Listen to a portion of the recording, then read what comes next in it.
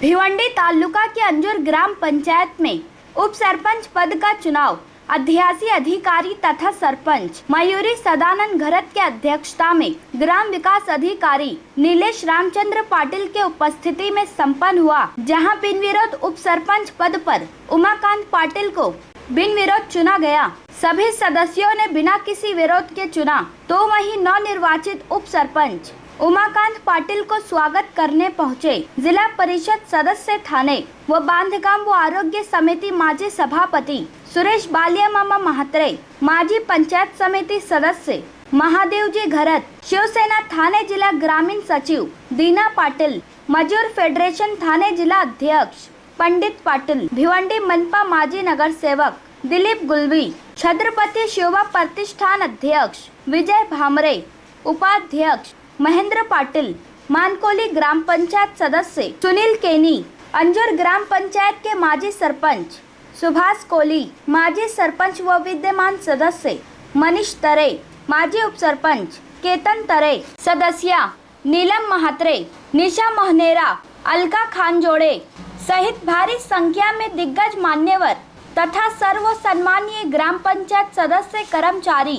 व नातेवाईक ने उपस्थित होकर नवनिर्वाचित उप सरपंच उमाकांत पाटिल को शाल व पुष्पगुच्छ देकर स्वागत किया।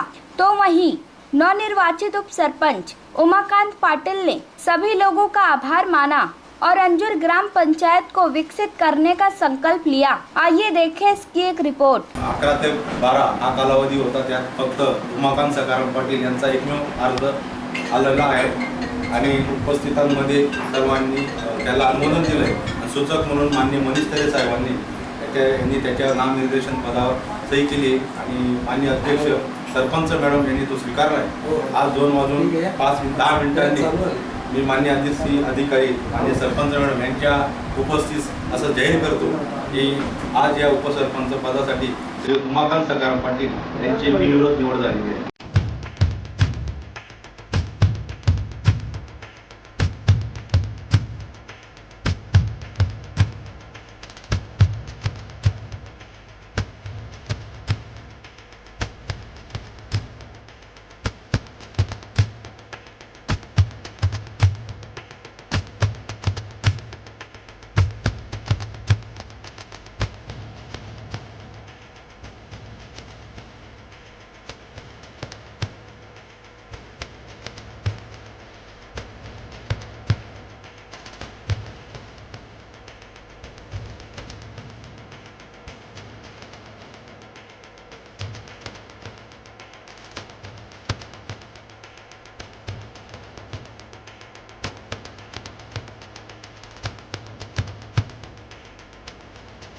सर्वप्रथम अंजूर सारख्या ऐतिहासिक गावामध्ये सरपंच उपसरपंच होणे ही फार मोठी गोष्ट आहे। इथं छत्रपती शिवरायांपासून आदरणीय बाळासाहेबांपासून सगळ्यांचं वास्तव, सगळ्यांचं पाय या गावाला लागलं। अशा या गावामध्ये आज उपसरपंचपदी उमाकांत सखाराम पाटील म्हणजे आमचे सर्वांचे लाडके छोटू याच्या निवड झालेली आहे। खास करून मी त्याचं मनापासून अभिनंदन करेन आणि हे अभिनंदन करताना ज्यांनी आपला दिलेला शब्द पाळला ते आमचे उपसरपंच केतन पाटील, केतन तरे, तसेच सर्व ग्रामपंचायत सदस्य।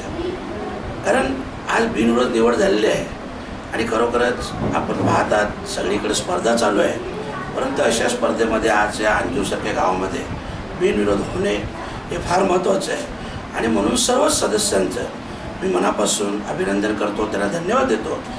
आणि आज जसं त्यांनी एकमताने एक दिलाने उपसरपंचाची निवड केलेली आहे, तसं यापुढे देखील या गावच्या विकासासाठी कुठलीही कामं असतील, विकास कामं असतील, समाजोपयोगी कामं असतील, या सर्व कामांमध्ये या सर्वांचं योगदान अशाच प्रकारे मिळावं मी खास करून सर्वांना विनंती करेन। आणि छोटूला आमच्या त्या उपसरपंच पदाच्या कालावधीमध्ये जेवढी चांगली कामं करता येतील तेवढी चांगली कामं त्याच्या हातून होईल आणि ही कामं होण्यासाठी त्यांना चांगलं निरोगी आयुष्य लाभावं यासाठी मी शुभचिंतितो आणि पुनश्च एकदा त्याचं अभिनंदन करून सर्व सहकारी सदस्यांचं अभिनंदन करतो। धन्यवाद।